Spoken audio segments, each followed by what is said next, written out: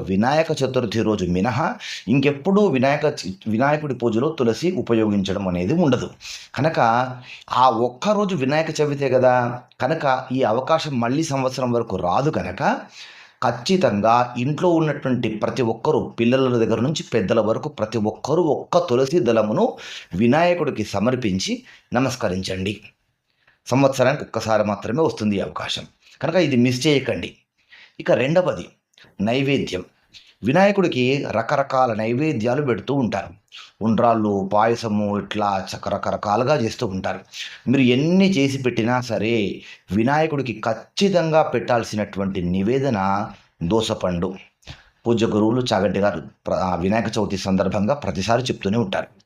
దోసపండును వినాయకుడికి నివేదన చేస్తేనే వినాయక చతుర్థి పూజ పూర్తి అవుతుంది.